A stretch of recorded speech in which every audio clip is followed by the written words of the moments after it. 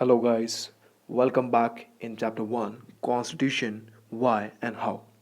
In this chapter, we will discuss about mode of promulgation and the substantive provisions of our Constitution. So, without wasting our time, let's start. Guys, in this chapter, we will discuss about the Constitution. Okay, so regarding Constitution, our next topic is mode of promulgation. So, the question is what is a mode of promulgation? Mode of promulgation means way of announcement, way of declaration, or style of declaration, or style of announcement, or method of declaration, or method of announcement, or you can say that style of manifestation, or you can say that style of spreading, okay, which means how a constitution comes into being, okay, who crafted the constitution and how much authority did they have. In many countries, constitutions remain defunct because they are crafted by military leaders or leaders who are not popular and do not have the ability to carry the people with them. And as we know, the most successful constitution like India, South Africa, and the United States are constitutions which were created in the aftermath of popular national events. And although India's constitution was formally created by a constituent assembly between December 1946 and November 1949, okay, it drew upon a long history of nationalist movement that had a remarkable ability to take along with different sections of Indian society together. Guys mode of promulgation का meaning है कि कोई constitution किस तरीके से existence में आया, किन लोगों ने कॉन्स्टिट्यूशन को बनाया और उन लोगों के पास कॉन्स्टिट्यूशन को बनाने की जो पावर थी वो कितनी थी। Guys there are so many countries जहाँ पर कॉन्स्टिट्यूशन बिल्कुल डिफंक्ट हो जाते हैं। डिफंक्ट का मतलब है कि ज़्यादा समय तक वो एग्जिस्ट नहीं कर पाते, क्योंकि ये जो कॉन्स्टिट्यूशन है उन कंट्रीज़ में कौन बनाता है? The one and only military. Okay, जहाँ पे मिलिट्री रूल चल रहा है या वहाँ के ऐसे लीडर्स जो बिल्कुल पॉपुलर नहीं है, वहाँ के लीडर्स जो जिनको पसंद नहीं करते हैं वहाँ के सिटीजन्स, और उन लोगों के पास मतलब जो उन लीडर्स के पास वहाँ के सिटीजन्स को अपने साथ लेकर चलने की जो कैपेसिटी होती है वो बिल्कुल नहीं होती है। दैट इज़ वाई ऐसी कंट्रीज़ में कॉन्स्टिट्यूशन जो होता है वो डिफंक्ट हो जाता है। डिफंक्ट मतलब ज़्यादा लॉन्ग टाइम तक एग्जिस्ट नहीं कर पाता। द मोस्ट सक्सेसफुल कॉन्स्टिट्यूशन की अगर हम बात करते हैं तो हमारा सबसे पहला जो संविधान आता है Indian constitution. Similarly South Africa का कॉन्स्टिट्यूशन भी आप बिल्कुल कह सकते हैं, and similarly United States of America, उस कंट्री का भी बिल्कुल कॉन्स्टिट्यूशन बहुत ही ज़बरदस्त है। And there is no doubt in सभी कंट्रीज़, इन तीनों कंट्रीज़ का जो कॉन्स्टिट्यूशन है वो इंस्पायर्ड है नेशनल मूवमेंट से। जैसे कि हमारे इंडिया की कैटेगरी में देख लीजिए आप, इंडिया के केस में देख सकते हैं आप कि हमारा constitution 101% inspired by the national movement ही है। That is why our constitution is very success. Guys हमारा जो इंडिया का जो कॉन्स्टिट्यूशन है उसे फॉर्मली तरीके से जो क्रिएट किया गया है वो कॉन्स्टिट्यूंट असेंबली ने क्रिएट किया है। अभी कॉन्स्टिट्यूंट असेंबली क्या होता है? And it is a body or assembly of popularly elected representatives which is assembled for the purpose of drafting or adopting a constitution, or you can say any type of similar documents.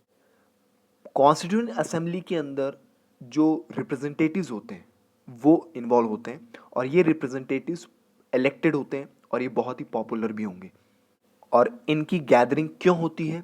क्योंकि इनका purpose होता है drafting करना, adopt करना किसी भी constitution को, या कॉन्स्टिट्यूशन जैसा ही कोई डॉक्यूमेंट उसको अडॉप्ट करना या उसकी ड्राफ्टिंग करना। It is called a constituent assembly. So India का जो कॉन्स्टिट्यूशन है वो फॉर्मली तरीके से क्रिएट किया गया है कॉन्स्टिट्यूएंट असेंबली के थ्रू, ठीक है। और ये कब क्रिएट किया गया था? दिसंबर 1946 से लेके नवंबर 1949 के बीच में, ध्यान रखिएगा। And again I told you, our constitution is totally inspired by national movement, okay. Because जो नेशनल मूवमेंट था उसके अंदर एक रिमार्केबल एबिलिटी थी, पोटेंशियल था कि वो पूरे सोसाइटी के अलग अलग कम्युनिटीज़ को साथ लेके चल सकता था, इंडियन सोसाइटी को एक साथ आगे बढ़ा सकता था। In 10th class you are already discuss about the national movement in India, आपने पढ़ा हुआ ये चैप्टर। आगे बढ़ते हैं। The constitution drew enormous legitimacy from the fact that it was drawn up by people who enjoyed immense public credibility, who had the capacity to negotiate and command the respect of a wide cross section of the society, and who were able to convince the people that the Constitution was not an instrument for the aggrandizement of their personal power. The final document reflected the broad national consensus at the time. और हमारे इस constitution को काफ़ी validity भी मिली, क्योंकि हमारे constitution को ऐसे लोगों ने बनाया, ऐसे लीडर्स ने बनाया जिन पर हमारी सोसाइटी बहुत ट्रस्ट करती थी। They are very powerful leaders, क्योंकि उन लीडर्स के पास सोसाइटी के डिफरेंट सेक्शंस जो थे उनसे डायरेक्ट कम्युनिकेट करने का पोटेंशियल था। और इतना ही नहीं, इन पावरफुल लीडर्स को लोग काफ़ी रिस्पेक्ट भी करते थे। सोसाइटी के लीडर्स और सोसाइटी के अंदर जो लोग हैं, काफ़ी इन लोगों में आपस में एक म्यूचुअल ट्रस्ट था, एक दूसरे के लिए रिस्पेक्ट थी। गाइज, जो हमारे कॉन्स्टिट्यूशन मेकर्स थे, इन कॉन्स्टिट्यूशन मेकर्स ने लोगों को, सोसाइटी को ये समझाने में हमेशा सक्सेस मिली इन लोगों को कि कॉन्स्टिट्यूशन किसी इंडिविजुअल पर्सन के लिए नहीं है, किसी भी इंडिविजुअल पर्सन की पावर को बढ़ाने के लिए नहीं है। कॉन्स्टिट्यूशन सबके लिए है, पूरी सोसाइटी के लिए है। और इसी बात को सोसाइटी में जो लोग रहते थे उन्होंने समझा और हमारे कॉन्स्टिट्यूशन को एक वैल्यू दी फिर, और कॉन्स्टिट्यूशन मेकर्स को भी वैल्यू मिली। And as we know, the final document reflected the broad national consensus at the time. मतलब जो कॉन्स्टिट्यूशन आज हम देखते हैं वो क्या शो करता है? हार्मनी तो ही शो करता है। Our constitution shows us the national harmony, okay, at that time और आज भी, ठीक है। फिर आगे बताया है that some countries have subjected their constitution to a full-fledged referendum where all the people vote on the desirability of a constitution, and the Indian constitution was never subject to such a referendum, but nevertheless carried enormous public authority because it had the consensus and backing of leaders who were themselves popular. Although the constitution itself was not subjected to a referendum, the people adopted it as their own by abiding by its provisions. Okay, and therefore the authority of people who enact the constitution helps determine in part its prospects for success. Guys, अब बहुत अच्छी चीज़ मैं आपको बताने वाला हूँ कि अब जैसा कि हमें पता है कि हमारा जो कॉन्स्टिट्यूशन है वो बना कैसे। कॉन्स्टिट्यूशन मेकर्स का कनेक्टिविटी, बॉन्डिंग काफ़ी अच्छा था, और हमारा कॉन्स्टिट्यूशन बिल्कुल इंस्पायर्ड है नेशनल मूवमेंट से। और कॉन्स्टिट्यूशन मेकर्स ने कन्विंस किया हमारी इंडियन सोसाइटी को, हमारे कॉन्स्टिट्यूशन मेकर्स ने बताया हमारी इंडियन सोसाइटी के लोगों को कि हमारा जो कॉन्स्टिट्यूशन है वो किसी इंडिविजुअल पर्सन की पावर को बढ़ाने के लिए नहीं है, ये पूरी कम्युनिटी के लिए, पूरी सोसाइटी के लिए। बट वर्ल्ड में कुछ ऐसी कंट्रीज भी थी जिन्होंने कॉन्स्टिट्यूशन के रिगार्डिंग फुल फ्लेज रेफरेंडम को यूज़ किया, मतलब कंप्लीट डेवलप्ड रेफरेंडम को। अब ये रेफरेंडम क्या होता है?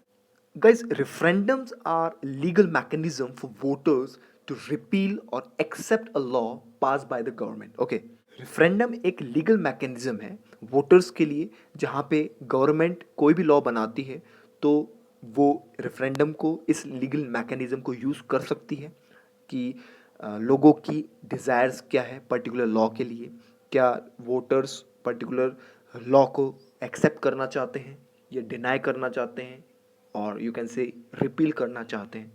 मतलब कुछ लोग फेवर में बोलेंगे, कुछ लोग अगेंस्ट बोलेंगे। And guys, it is very nice that the Indian constitution was never subject to such a referendum. Okay, हमारे इंडियन कॉन्स्टिट्यूशन को बहुत ही इनॉर्मस तरीके से पब्लिक का सपोर्ट था। ओके, और आज भी है, बिकॉज जो हमारे कॉन्स्टिट्यूशन मेकर्स थे वो बहुत ही पावरफुल लीडर्स थे, बहुत ही प्रोमिनेंट लीडर्स थे, और उन्होंने सोसाइटी का सपोर्ट लिया था, उनका सहमति लिया था, ठीक है। और इंडियन सोसाइटी में जो लोग हैं, हमने भी 100% कॉन्स्टिट्यूशन के जो प्रोविजंस हैं उसको अडॉप्ट किया, प्रॉपर तरीके से उसको फॉलो किया और अपना बना लिया, हमारी इंडियन सोसाइटी का पार्ट बना लिया इसे। और गाइस देखिए, हमारा इंडियन कॉन्स्टिट्यूशन इतना सक्सेस क्यों हुआ? क्योंकि हमारा जो इंडियन कॉन्स्टिट्यूशन के जो मेकर्स थे वो बहुत ही इन्फ्लुएंसिव थे, पावरफुल थे। Okay, powerful does not mean they are dictators. Okay, हमारे जो इंडियन कॉन्स्टिट्यूशन मेकर्स थे, इन्होंने लोगों के सजेशंस मांगे, लोगों का सपोर्ट मांगा, लोगों की नीड्स क्या है उसे जानने की कोशिश की, अपनी नॉलेज के बेस पे, अपने एक्सपीरियंस के बेस पे। और जो स्ट्रगल रहा हमारी इंडियन सोसाइटी का और जो हमारी कंट्री का जो डाइवर्सिफिकेशन है, उसको ध्यान में रखते हुए हमने कॉन्स्टिट्यूशन तैयार किया है। और हमारे कॉन्स्टिट्यूशन मेकर्स के अंदर ये कैपेसिटी थी, ये एबिलिटी थी कि वो हमारी इंडियन सोसाइटी को कन्विंस कर पाए। बिकॉज इनिशियल लेवल पे हमारी इंडियन सोसाइटी में कुछ लोगों को तो यही लगता था कि ये जो कॉन्स्टिट्यूशन है पर्टिकुलर इंडिविजुअल्स के पावर्स को बढ़ाने के लिए। नहीं, ऐसा नहीं है, बिल्कुल नहीं है और ना था। लेकिन हमारे कॉन्स्टिट्यूशन मेकर्स कन्विंस कर पाए। That is why I am saying they are very powerful, they are very influencive. Okay, guys. Now, our next topic is the substantive provisions of a constitution. Very important topic. Listen carefully. Guys, substantive provision means basic provisions, genuine provisions, okay, parent provisions, core provisions. So here we discuss about the basic rules and regulations of a constitution, or you can say that core provisions or rules and regulations of a constitution. So let's start. Guys, substantive provision of a constitution is the hallmark of a successful constitution, that it gives everyone in society some reasons to go along with its provisions. Okay guys, आप एक बात हमेशा ध्यान रखिए कि जो success constitution होता है उसकी जो स्पेशलिटी होती है वो ये होती है कि वो हर इंडिविजुअल पर्सन को कॉन्स्टिट्यूशन के जो रूल्स एंड रेगुलेशंस हैं, कॉन्स्टिट्यूशन के जो प्रोविजंस हैं, उनका रेस्पेक्ट करने का कोई ना कोई रीज़न ज़रूर दे। देन आगे बताया है, a constitution that, for instance, allowed permanent majorities to oppress minority groups within society would give minorities no reason to go along with the provisions of the constitution. Guys, ध्यान से सुनिए, example में क्या बताया गया है कि सपोज अगर किसी भी कॉन्स्टिट्यूशन के अंदर ये कहा गया है कि मेजोरिटीज़ जो हैं, जो परमानेंट मेजोरिटीज़ हैं, उनको पूरा राइट है कि कंट्री के अंदर जो माइनॉरिटीज़ है उसको वो ऑप्रेस कर सकते हैं, सप्रेस कर सकते हैं, उन पर अत्याचार कर सकते हैं, उन माइनॉरिटी ग्रुप्स के ऊपर सोसाइटी के अंदर। तो आप मुझे बताइए कि क्या ऐसे कॉन्स्टिट्यूशन ने माइनॉरिटीज़ को कोई रीज़न दिया कि वो माइनॉरिटीज़ जो लोग हैं वो कॉन्स्टिट्यूशन को रेस्पेक्ट कर सकें? बिल्कुल नहीं, क्योंकि ऐसे कॉन्स्टिट्यूशन में तो लिखा गया है कि मेजॉरिटी सप्रेस कर सकती है, जबकि ये गलत है, ऐसा नहीं होना चाहिए। देन आगे बताया है, और constitution that systematically privileged some members at the expense of others, और that systematically entrenched the power of small groups in society, which would cease to command allegiance. Okay, and if any group feels their identity is being stifled, they will have no reason to abide by the constitution. Okay, so no constitution by itself achieves perfect justice, but it has to convince people that it provides the framework for pursuing basic justice. Okay guys, अगर कोई भी constitution सिर्फ कुछ particular लोगों को ही ज़्यादा importance देगा, ठीक है, तो इसमें कोई डाउट नहीं होना चाहिए कि उस कॉन्स्टिट्यूशन की जो इम्पोर्टेंस है सोसाइटी में 100% कम हो जाएगी। बिकॉज हमारी सोसाइटी में अगर किसी भी ग्रुप को ये फील हो रहा है कि उसकी आइडेंटिटी, उसकी कम्युनिटी की आइडेंटिटी को सप्रेस किया जा रहा है, दबाया जा रहा है, ठीक है, ऑप्रेस किया जा रहा है, तो उस कम्युनिटी या उस ग्रुप के पास कॉन्स्टिट्यूशन को मानने का कोई रीज़न नहीं होगा, ठीक है, और 100% होना भी नहीं चाहिए। गाइज, कोई भी कॉन्स्टिट्यूशन खुद से कभी भी परफेक्ट जस्टिस को इस्टेब्लिश नहीं करता है, ठीक है, लेकिन हाँ, कॉन्स्टिट्यूशन को कन्विंस करना आना चाहिए लोगों को कि जो कॉन्स्टिट्यूशन फ्रेमवर्क सोसाइटी को इंट्रोड्यूस कर रहा है वो बहुत ही बेहतर है। उससे सभी को ये लगेगा कि हमारे साथ डिस्क्रिमिनेशन नहीं हो रहा है और उनको एक अच्छे सेंटिमेंट्स क्रिएट होंगे उनके अंदर। लोगों को विश्वास दिलाना पड़ेगा कॉन्स्टिट्यूशन को कि किसी के साथ इनजस्टिस नहीं होगा। आप खुद से क्वेश्चन पूछिए कि सोसाइटी के कुछ जो बेसिक जो रूल्स एंड रेगुलेशंस हैं उनमें ऐसी कौन सी चीज़ें होनी चाहिए जिनसे सभी लोगों को उन्हें फॉलो करने का एक रीज़न मिल सके। आप पूछिए अपने आप से क्वेश्चन। आगे बता है the more a constitution preserves the freedom and equality of all its member the more likely it is to be succeed. Okay, and does the Indian constitution broadly speaking give everyone a reason to go along with its broad outlines? Okay, after studying this book, one should be able to answer this question in the affirmative. Damn sure, no doubt.